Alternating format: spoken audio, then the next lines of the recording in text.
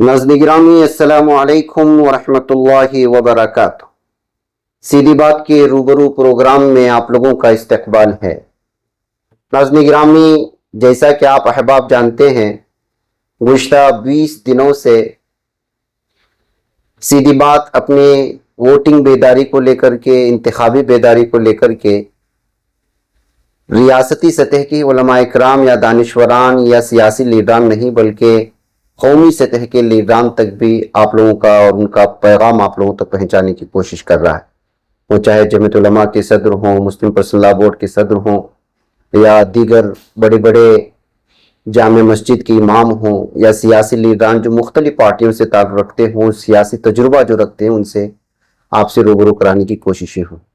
उसी सिलसिले की एक कड़ी के तौर पर इस वक्त एक और अहम तरीन शख्सियत, रियासत कर्नाटक की सियासत को बहुत करीब से देखने वाली, बल्कि मुख्तलिफ वजारत के ओहदों पर फाइज रहने वाली और शहर बेंगलुरु का कल्ब माने जाने वाला इलाका शिवाजी नगर में गुज़िश्ता कई सालों से रुकन असम्बली के तौर पर वहाँ के लोगों की खिदमत करने वाली एक अहम तरीन शख्सियत जनाब रोशन बेग साहब की इस वक्त हमारे साथ मौजूद है, बल्कि हम खुद उनके दफ्तर में मौजूद है कि इसी के चलते कुछ उनके भी तजुर्बात से हम लोग कुछ वाकिफ़त हो सके, बेंगलुरु सेंट्रल के सिलसिले में कुछ जो है बातें हो सकें, उन पर शिवाजी नगर में तरक्याती कामों को लेकर के होने वाली तारीफ़ें या लगने वाले इल्ज़ामात, इन तमाम चीज़ों पर आज खुलकर बात करने के लिए मैं रोशन बेग साहब के साथ इस वक्त जनाब जो अहम तरीन सियासी तजुर्बा वाली शख्सियत है, मैं उनके साथ हूँ।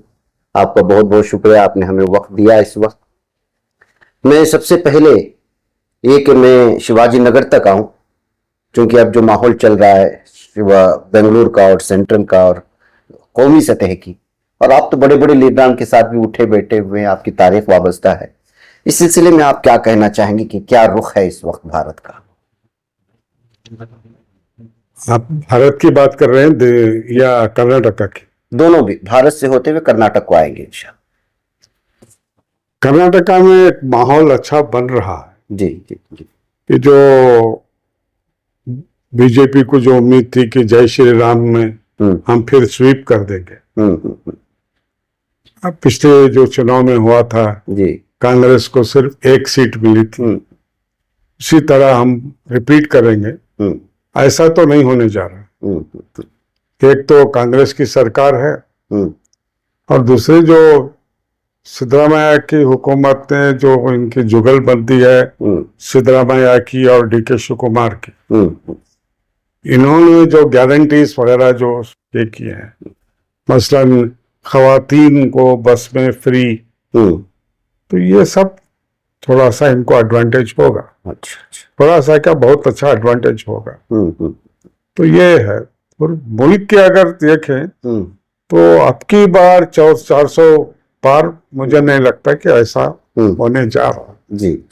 खैर अल्लाह ताला से उम्मीद है, जैसे जैसे इलेक्शन करीब आ रहा है इस्लामी फोबिया क्रिएट करने की कोशिश कर रहा हूँ।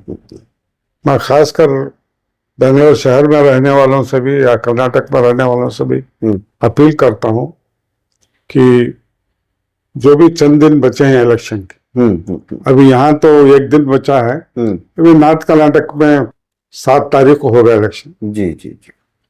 मगर छेड़ी लड़ाई लड़ने की कोशिश चल रही है। जिस तरीके का वहाँ एक मासूम नेहा खातून का जिस तरह लड़के का मर्डर हुआ, जी जी, एक फयाज लड़के ने कर दिया, ये हम उसकी मजम्मत करते हैं। और वहाँ की जमात जो है अंजुमन इस्लाम होबली की, बहुत कदीम जमात है, 100 साल की जमात है। उन्होंने खुद जाके उसकी मजम्मत की है, पुलिस से कहा है जो सख्त से सख्त कार्रवाई करना है उसके ऊपर कीजिए। तो बड़ा पॉजिटिव एटीट्यूड मुसलमानों ने वहां दिखाया है। तो इलेक्शन तक थोड़ा सा होशियार रहे, ये आगे भी आप कोशिश करेंगे जी। अब आपके फ्रेजर टाउन में भी कोशिश की गई, 2 तारीख अप्रैल में कुछ हादसा हुआ करामा होटल के बाहर एक फिल्मी अदाकारा से जी। अब वो कहां तक सच है कहां तक झूठ है, अब उसको बात को छला गया कि उसके शौहर की पिटाई की, उससे बदसलूकी की गई। मुझे जब पता चला तो मैंने जब फ्रेजर टाउन की पुलिस को कांटेक्ट किया तो इंस्पेक्टर कहता सर हमारे पास कोई कंप्लेंट नहीं है। सही। 2 तारीख को अगर हादसा हुआ है, आज 17-18 तारीख है, तो इतने दिन से हमको अब अखबार में आ गया तो हम क्या करें सर? हमारे पास कोई कंप्लेंट नहीं। अच्छा। बाद में पता चलता है कि वो फिल्मी अदाकारा और उसका शौहर दोनों ने बीजेपी के रोड शो में दोनों साथ साथ आए। फिर हमने उसके फोटो सर्कुलेट की। अच्छा। तो ऐसा छेड़ी लड़ाई लड़ने की कोशिश हो रही है, अब दूसरी जगह भी होगी। इससे हम चौकन्ना। तो आप के बारे में लगता था कि आप बीजेपी में शामिल हो रहे हैं, लेकिन ये गलत फहमी फैलाई गई थी। अभी दोबारा आप मंसूर अली खान के साथ के लिए जो सेंटर में बहुत अच्छा काम कर रहे हैं, तो आप दोबारा आ रहे हैं या ऑलरेडी आप कांग्रेस में हैं? देखिए, मैंने कांग्रेस कभी छोड़ी नहीं है। मैं कॉलेज के जमाने से पॉलिटिक्स में रहा हूँ। कॉलेज के जमाने से मैं कांग्रेस का, इंदिरा गांधी का खतरदान रहा हूँ, और उस कॉलेज के जमाने से स्टूडेंट लीडर कॉलेज के इलेक्शनों में उस वक्त हुआ करती थी एक बीजेपी की जनसंघ की हुआ करती थी, ABVP, अखिल भारतीय विद्यार्थी परिषद। कांग्रेस की स्टूडेंट जो शाख थी उसको कहते थे NSUI, national student union of India. मैं 1901 का एक ऑर्डिनरी कारकुन के हैसियत से शुरू करके मैं ऑल इंडिया का जनरल सेक्रेटरी तक। अच्छा। उसमें मेरी लॉ में कंप्लीट नहीं कर सका। लॉ कॉलेज में रामलिंग रेड्डी मेरे साथी, वो भी स्टूडेंट लीडर था, तो एक ही क्लास में थे हम, मगर मैं लॉ कंप्लीट नहीं कर सका क्योंकि मुझे ज्यादातर दिल्ली में रहना पड़ा था। उस वक्त इंदिरा गांधी इख्तियार में नहीं थी, इंदिरा गांधी साहबा, तो उनके कानवाई में, इंट्रोज में, कभी यूपी जाओ, आजमगढ़ में 12 दिन कैंप करो, बिहार जाओ, बहुत बिहार शरीफ जाओ, नालंदा जाओ, किशनगंज जाओ, तो नॉर्थ इंडिया में बहुत के कोने कोने में हमको जाना पड़ा। तो इससे आए हैं। अब ठीक है, उस वक्त झगड़ा हो गया गुंडराव जी से। गुंडराव यहाँ के चीफ मिनिस्टर थे, हम छोड़ के चले गए कांग्रेस। अच्छा। उस वक्त जनता दल में चले गए, जनता दल में MLA हुए, बाद वजीर भी हुए। और उस वक्त से हमारे साथी गुलाम नबी आजाद साहब थे। फिर उन्होंने कहा कि नहीं, कांग्रेस को आ जाओ, तो फिर वापस हम कांग्रेस में आ गए। फिर कांग्रेस में आकर फिर कांग्रेस में जीते, फिर वजीर बने। हमारा झगड़ा बड़े लीडरों के साथ। अच्छा। छोटे लीडरों से हम काहे को लड़े? तो हम कुछ कांग्रेस के लीडरों के खिलाफ हमने बयान दे दिया, तो हमको सस्पेंड कर दिया। तो मैं सिर्फ कांग्रेस से सस्पेंड हूं, कांग्रेस से। हाँ, मैंने गलती की, जल्दबाजी की, MLA से रिजाइन किया, मगर मैंने पार्टी से रिजाइन नहीं। अच्छा। क्योंकि मुझे सस्पेंड कर दिया था, तो थोड़ा सा हमको गुस्सा आ गया था। बहरहाल तो मैंने पार्टी छोड़ी नहीं है, सिर्फ सस्पेंड हुआ। और ये फैलाया गया कि बीजेपी में चला गया। खैर, बीजेपी के लीडरों से उठना बैठना हुआ। अरे उस वक्त ऐसे हालात थे, कोरोना शुरू हो गया था, बार बार मुझे लीडरों से मिलना पड़ता था। येडियुरप्पा को मिलना पड़ता था। वो ममता को जो है 6 फीट से 8 फीट, डॉक्टरों ने कहा 8 फीट में अगर मथुन किया जाए तो कोरोना उसमें लागू नहीं होता। तो ये लगे थे कि 6 फीट में कोरोना के ममता को हम ये नहीं कर सकते, दफन नहीं कर सकते, उसको जलाना पड़ेगा। तो ऐसे वक्त पे हम गए, येडियुरप्पा से ऑर्डर इशू कराया। हमने येडियुरप्पा से कहा, जनाब येडियुरप्पा साहब, आप भी ये लिंगायत हैं, आपके यहाँ भी दफन होता है, आप भी दफन करते हैं। आपका कोई रिश्तेदार, आपके घर वाले, खुदा ना खास्ता कोई मौता हो जाए, उसको जला दिया जाए, तो सारी उम्र ताउम्र उसके घर वालों को एक अफसोस हो जाएगा। मुसलमानों को भी अगर किसी को जला दिया तो रोड पे आ जाएंगे, कोरोना होने से भूल जाएंगे। तो इस तरह कई बार मुझे बीजेपी लीडरों से इंटरेक्ट करना पड़ा।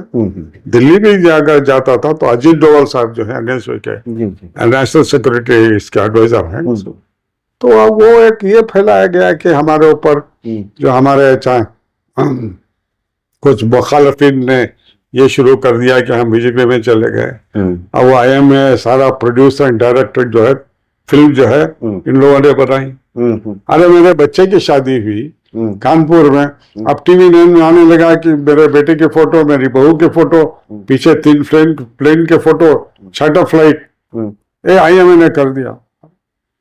पूरा फ्लाइट के रिकॉर्ड्स ले आए, तो हम डायरेक्ट यहाँ से इंडिगो फ्लाइट पे गए थे लखनऊ, वापस लखनऊ से फ्लाइट पे, तो सारे पूरे टिकट्स के पूरे बिल जो मैंने आईटी को भी डिक्लेयर किए वो भी, जो मेरे बहू मेरे बेटे के ससुराल वाले उनके जो रिश्तेदार बारात पे बेंगलोर आए थे उनके सारे टिकट, ये सब ड्रामा चला, बनाया गया मुझे बदनाम करने के लिए। और वो 400 करोड़ जिंदगी में हमने कभी आस नहीं की पैसों के लिए। हमारा एक कमिटमेंट रहा है जिंदगी में, हाजियों की खिदमत करो, अस्पतालों का काम करो। अरे 50 साल से यहाँ शिवाजी नगर में कुछ नहीं हुआ, अरे 50 साल मेडिकल कॉलेज किसने बनाई भाई? बेंगलोर में सिर्फ एक मेडिकल कॉलेज थी, बेंगलोर मेडिकल कॉलेज। अगर दूसरी मेडिकल कॉलेज बनी है तो वो बोरिंग अस्पताल में आप देख सकते हैं मेडिकल कॉलेज बनी है, सरकारी मेडिकल कॉलेज, मेडिकल कॉलेज नहीं है। दूसरे शहर में दूसरी जगह आप देखते हैं कि मेट्रो ऊपर जाता है, तो पहले प्रोग्राम था कि शिवाजी नगर में मेट्रो ऐसा जाएगा। 2 साल मैंने डिले करवाया, मेट्रो अंदर करवाया ताकि एरिया खराब हो जाए। कई एरियाज जो है बर्बाद हो गए क्योंकि मेट्रो ऊपर से आने से एरिया ये हो गया, कमर्शियल ये वो सब व्यापार सब ठप हो गया। तो ये सब क्या 50 साल से कुछ नहीं हुआ। अब हमारे मुखालिफिन कुछ नाटक करते हैं, 50 साल से कुछ नहीं। ब्रॉडवे रोड में हार्ट हॉस्पिटल बनाया, खुद साहब कब्रिस्तान में जो झोपड़ियां थी, जब से मैंने सियासत में कदम रखा उस जमाने से सुनते आ रहा हूँ, अब जैसे इलेक्शन होगा झोपड़े हट जाएंगे, झोपड़े हट जाएंगे। 333 झोपड़ियों को वहां से शिफ्ट किया गया, उनको घर बना के दिए। अभी भी देख सकते हैं, इसने क्या 50 साल से कुछ नहीं हुआ। CSA हॉस्पिटल जब शिवाजी नगर एंटर होते हैं तो वहां झोपड़े आ गए थे सारे फुटपाथ जी, आपको शायद याद होगा। उनको सब शिफ्ट किया, शांति निकेतन में व्हाइट फील्ड में उनको अच्छे घर बना के, बाथरूम के साथ, बेडरूम के साथ, किचन के साथ घर बना के उनको कुछ नहीं हुआ, कुछ नहीं हुआ। ये सब सियासत में चलता है। हमको ये सियासत में कुछ नयापन नहीं। इक़्तिदार आना जाना हमने सब देखा है। सेठ साहब से हमने सीखा है, जाफर शरीफ साहब से हमने सीखा है, हाजी अब्दुल सत्तार सेठ साहब से सीखा है, मौलाना याहिया साहब से सीखा है, हमारे जो बुजुर्ग मोहम्मद अली साहब जो है उनसे, इन सबसे हमने सीखा है। हम ये नहीं कि बहुत दूध के दूल्हे हैं, मगर हम कभी पैसों के आस नहीं की। अब सारा है मैंने 400 करोड़ है, नाटक चला बहुत दिन, ये चलेगा नहीं। बहरहाल मुझे कोई अफसोस नहीं है, हम गली कुचों से बढ़कर आए, खेल कूद कर आए, पढ़ने का शौक रहा, आज भी पढ़ने का शौक है, आज भी सारे हिंदुस्तान में घूमते हैं। अल्लाह शिवाजी नगर के गली कुचों से निकल कर अल्लाह ताला ने हमको ऐसा नाम दिया। सारे लालू प्रसाद भी यादव 1 से 2 बार घर आए, मुलायम सिंह भी घर आए, अभी पिछले महीनों अखिलेश यादव मुलायम सिंह के लड़के वो घर आके गए। चाहे का शत्रुघ्न सिन्हा फिल्म एक्टर हो, कमल हासन हो, दिलीप कुमार साहब को हम चौक पे ले आए थे, मोबाइल हॉस्पिटल उस वक्त दलवाई थी। तो बहरहाल किस्सा मुख्तलिफ, हमने कौम व खिदमत की, कौम व मिलत की खिदमत करने में हमेशा रहे हैं और भी रहेंगे। जरूरी नहीं कि सीट पर रख के ही बैठ के ही काम करें, जरूरी नहीं कि ओहदे में इख्तिदार में रहकर ही काम करें। पॉलिटिकल एक्टिविस्ट वो होता है जो कुर्सी के बगैर भी सोसाइटी के काम आए, समाज के काम आए, कौम के काम आए। आज भी मैं लगा हूं, दिल्ली में भागदौड़ चल रही है मेरी कि बोरिंग अस्पताल में एक डिपार्टमेंट होना है जो डॉक्टर्स देखकर रिसर्च ये कर दे कि लड़का जो है आपको बच्चा होने वाला जो है वो बच्चा नॉर्मल छेल नहीं होगा। अब ये बड़े बड़े अस्पतालों में, एम्स में इसका इलाज होता है, बड़ी बड़ी अस्पतालों में, मगर छोटा गरीब जो है वो कहाँ जाएगा। आजकल 5 स्टार हॉस्पिटलों का कल्चर है। मेरी जिंदगी का एक मकसद रहा है कि अस्पतालों को स्ट्रेंथन किया जाए। उस वक्त शैलेंद्र का एक गीत था फिल्म अनाड़ी का, किसी की मुस्कुराहटों पे हो निसार, किसी का दर्द मिल सके तो ले उधार, किसी के वास्ते तेरे दिल में हो प्यार, जीना इसी का नाम है। तो ये हमारी जिंदगी का फलसफा है।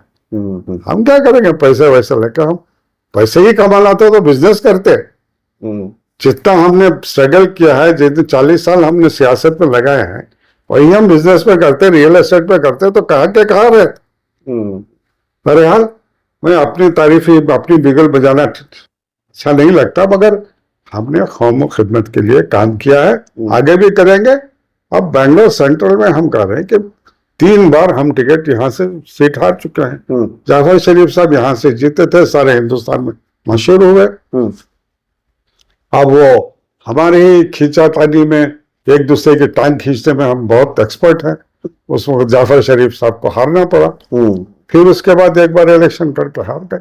15 साल से बेंगलोर शहर में मुस्लिम नुमाइंदा नहीं है जी। कर्नाटका से कोई मुस्लिम नुमाइंदा पार्लियामेंट में नहीं है जी। ये इस बात का हमें अफसोस जी। अब टिकट मंसूर को मिली है। रहमान खान साहब उनके वालिद हैं, साबिक मरकजी वजीर रहे हैं। अब बच्चे को मिली है टिकट, ठीक है भाई, सब भूलो, उनसे काम करो, जिताने का देखो, और जिताने के लिए वोटिंग करो। अब दूसरे अपने हिंदू भाई, क्रिश्चियन भाई, उनको भी साथ लेकर जाओ। और सिर्फ पोलिंग बहुत कोशिश करके 40-45%। मैं 8 इलेक्शन लड़ा हूँ, 7 इलेक्शन में जीता हूँ।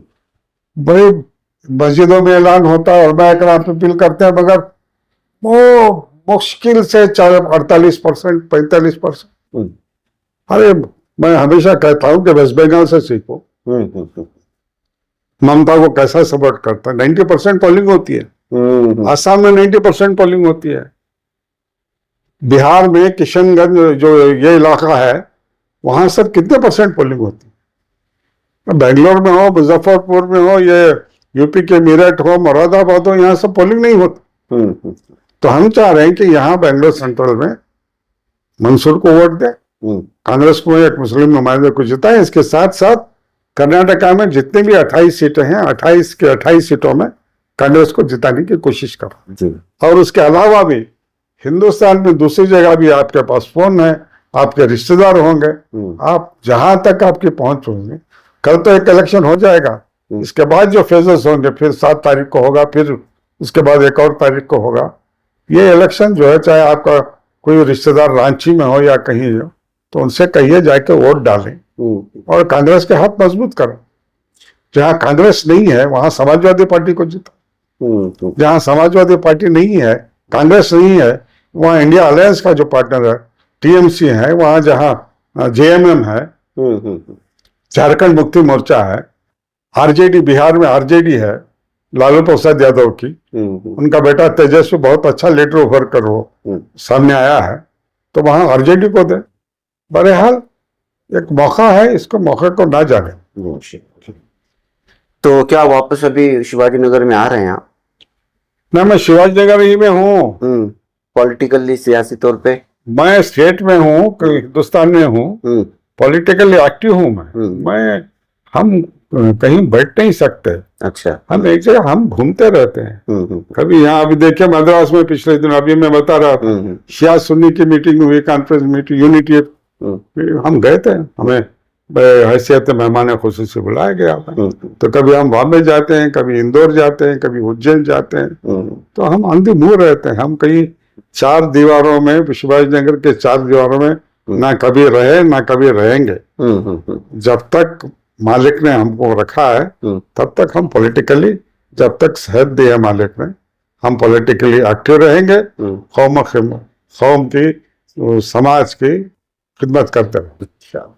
तो नाज़रीन, ये हमारे सीनियर लीडर थे। सवालात तो बहुत हैं, लेकिन मैं एक और कुछ सवालात हैं मेरे जहन में, लेकिन इंतखाबात ख़त्म होने के बाद फिर मैं रोशन बेग साहब के पास आऊँगा, इसलिए कि ये सियासी एतबार से, जहाँ तक मैं इनके सिलसिले में मुताला किया हूँ, बहुत बड़े बड़े लीडरान के साथ रह चुके हैं। आप तो शायद हमारे भटकल की यासिम याह्या साहब के साथ उस जमाने में थे। हाँ था, मैं स्टूडेंट लीडर था, मुझे गाइड करते थे। अच्छा। हाँ। अरे मैं जब हवाना गया था वर्ल्ड यूथ फेस्टिवल अटेंड करने, मुझे खर्चे को पैसे दिए थे याहिया साहब। अच्छा अच्छा अच्छा। मैं सब कैसा बोल सकता हूँ? हाँ हाँ और आज भी कहता हूँ कि हमारा उलमा इकराम से खास तौर पर मेरी अपील है कि कौम को बहुत डराइए मत। अब ऐसा डरा रहे हैं, ऐसा डरा रहे हैं, अरे 6 तारीख 26 तारीख के बाद, जून के वो चुनाव के रिजल्ट के बाद ये हो जाएगा, वो अरे कुछ नहीं होगा। अरे हमारा ईमान पुख्ता है भाई, ईमान पुख्ता, ईमान के जो है इसकी मर्जी से पत्ता नहीं हिलता। बच्चों को पढ़ाओ। आज के इस माहौल में भी बड़े फख्र से कह सकते हैं कि 51 बच्चे सेलेक्ट हुए हैं, 51 बच्चे यूपीएससी एग्जाम में सेलेक्ट हुए हैं। बच्चों को पढ़ाओ और बच्चों को ट्रेन करो और बहुत होशियार हो। बच्चे आजकल गूगल का जमाना है, उसके मोबाइल के अच्छाइयां भी हैं, बुराइयां भी हैं। बच्चों के ऊपर कंट्रोल करें, बच्चों को पढ़ाएं, बच्चों को पहले से ही फोकस करें कि तुमको आईपीएस अफसर बनना है, आईएएस अफसर बनना है। मैं हमेशा कहता हूं कि शासन में भी हिस्सा होना चाहिए। जिस तरह हम कहते हैं कि पार्लियामेंट में मुसलमान जाना चाहिए, असेंबली में मुसलमान जाना चाहिए, मुल्क का इंतजाम जो है अफसर लोग करते हैं, अफसरशाही करते हैं। तो हमको आईएएस अफसर भी बनना है, आईएएस अफसर भी बनना है, कस्टम ऑफिसर भी बनना है, डीएस स्टेट लेवल में जो कर्नाटका पब्लिक सर्विस कमीशन का एग्जाम होता है उसमें भी कोचिंग करें, बच्चों को पढ़ाएं और कामयाब करें। उसमें बगैर इन्फ्लुएंस के कई बच्चे हैं एक फोन के बगैर सेलेक्ट हुए हैं, सिर्फ मार्क्स के ऊपर, मेहनत के ऊपर। अब इतने बच्चे आईएएस अफसर जो हुए हैं, किसी का फोन नहीं गया, कोई पैसा नहीं खर्चा किया, अपनी मेहनत से, अपनी लगन से बच्चे सेलेक्ट हुए हैं। तो हमको चाहिए कि एक स्ट्रैटेजी हिकमत के साथ चले, हिकमत के साथ बच्चों को पढ़ाएं और पूरा फोकस के साथ बच्चों को आला से आला ओहदे पे जाकर फायज हो। इंशाअल्लाह। तो नाज़रीन गिरामी, वक्त तवील हो चुका है, मेरे पास सवालात भी बहुत हैं, लेकिन ज़रूर इंशाअल्लाह ताला मैं ऑफिस आया हूँ, अगली बार इंशाअल्लाह मैं दावत देता हूँ आपको, आप स्टूडियो तशरीफ लाएं इंशाअल्लाह। तो वहीं पे फिर गुफ्तगू होगी, ताकि आपके तजुर्बात से लोगों को, सियासत एक ऐसा जो है दलदल है, इसमें आपकी तारीफें भी होती हैं, आप पे जो है उंगलियां भी उठाई जाती हैं। अब उसमें से जो है हमको तजुर्बात को निकाल लेना है और आगे आने वाली नस्लों को देना है। 50 साल का आपके पास तजुर्बा है, बिल्कुल सही। इससे जरूर इंशाल्लाह हम अपने तमाम नाज़रीन को फायदा पहुंचाने की कोशिश करेंगे। और जहां तनकीदें होती रहती हैं, अब सियासत में ऐसी चीज है कि आपको मुकाबला करना ही पड़ेगा। जरूरी नहीं कि हर 15 या 16 आदमी आपकी तारीफें करे, 16 आदमी से 3 आदमी आपकी जो है बुराई भी करते रहे, जैसी सीधी बात का भी हाल है। मुझे और रोशन बेग साहब को इजाज़त, इंशाल्लाह। अस्सलाम वालेकुम।